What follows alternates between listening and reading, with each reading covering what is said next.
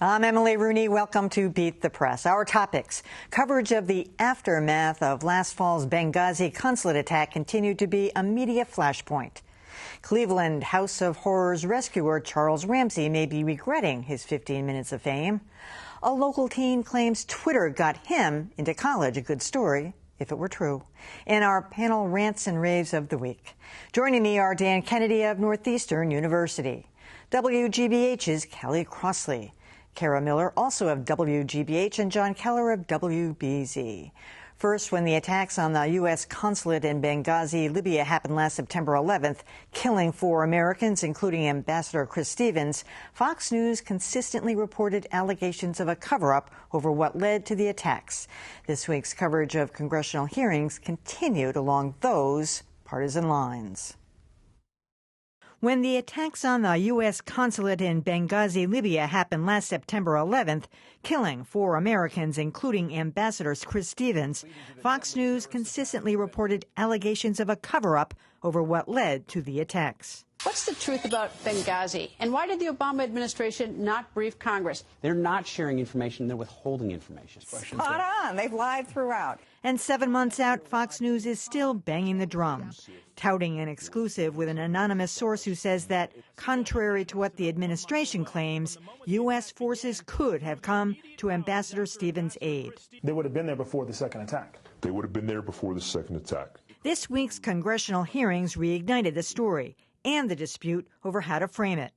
PBS's NewsHour characterized the hearings as mostly political. Today's hearing is the latest chapter in a political dispute arising from the attack on the Benghazi facility last fall. The networks have largely followed suit, the one exception being CBS's Cheryl Atkinson, who's been credited for her skepticism. Hicks questioned why the military didn't at least send a plane to buzz the mob and try to scare them off. Conservatives who complain that the media has downplayed the Benghazi story got a powerful ally this week, with New York Times public editor Margaret Sullivan saying the Times may have done just that. Chalk this one up to the fog of politics.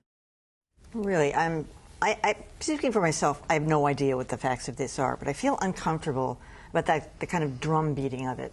You know, the first thing was whether enough security had been in place, and when they asked for it, was it turned down?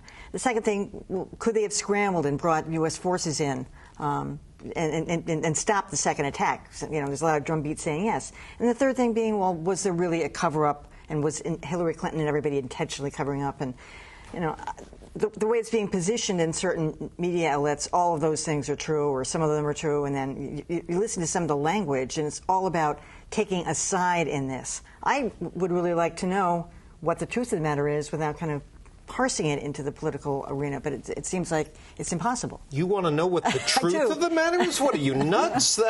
And you expect the media to provide you with that? Look, this is a disgraceful performance by all parties concerned. Is it politicized? Was this a political hearing? Of course, everything is politicized in Washington, and the fact that this horrific episode occurred right at the height of the presidential campaign guaranteed that it would be politicized then and continue to be politicized. And in the presence of Hillary Clinton, the early frontrunner for the Democratic nomination, and you're off and running. However, it's a serious news story, and it made all the more serious and important by the events here in Boston, which are now raising some of the very same issues, valid issues, that are being debated about the handling of Benghazi, our intelligence capability, the extent to which our agencies communicate with one another, and how effective that communication is. So that's all fair game. For the whole thing to be dragged into the fog of politics, as you put it, is a disgrace. I don't expect columnists who are paid to give their opinion to back off that kind of thing. But to the extent that non-columnists, whether it's the AP or anybody else, have delved into that, they should be ashamed of themselves. You know, this story is such a snake pit that it's very difficult to parse out what is worth focusing on from the merely partisan. There are some things that we know to be true. One thing that we know is that in December, an independent commission found that the State Department did a terrible job of providing security at the consulate, even though it had been requested for months. That seems to be a fact, and Hillary Clinton, in fact, has kind of owned up to that, and she will own that if she chooses to run for president in a few years. But the political aspects to this tend to overwhelm everything. I thought Margaret Sullivan's blog post at the New York Times was very instructive. I think very highly of her analysis, and she said, at least in the Times, the coverage has been pretty thorough. It's focused too much on politics, but not enough on substance, and it hasn't been played prominently enough. That seems to be the kind of nuanced media analysis that I can kind of buy into.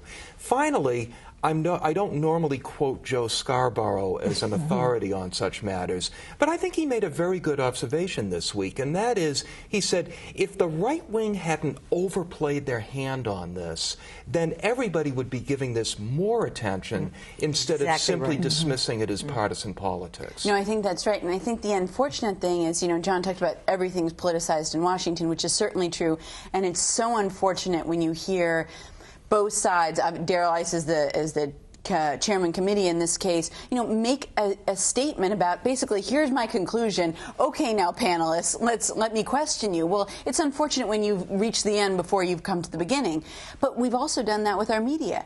MSNBC and Fox have both come to their conclusions before any of this has already started. So, for example, Fox was giving it wall-to-wall coverage. MSNBC was talking over a lot of the coverage, sort of shading it the way they wanted to. And, you know, you were talking about Fox has played this for a long, long time. Brett Baer has done a special on this. I mean, they had every investment in sort of playing this up as much as possible and saying, you see, we were justified, we were right. And I guess it's okay. It's not ideal if Darrell Issa comes to his conclusion first, but when the media comes to their conclusion before any of the evidence has been presented, I think that's really unfortunate.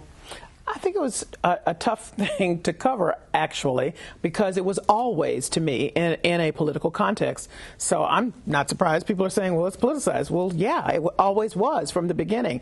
And to Joe Scarborough's point, he's absolutely right. So from the beginning, Darrell Issa has been on the record since he got there saying, my goal is to get Obama. Well, it's kind of hard then when you're the chair of a committee where there are questions to be asked and there are questions that journalists could legitimately follow up on. But that's the frame. So, and then out of the gate, it was Obama's hiding something, he's hiding something.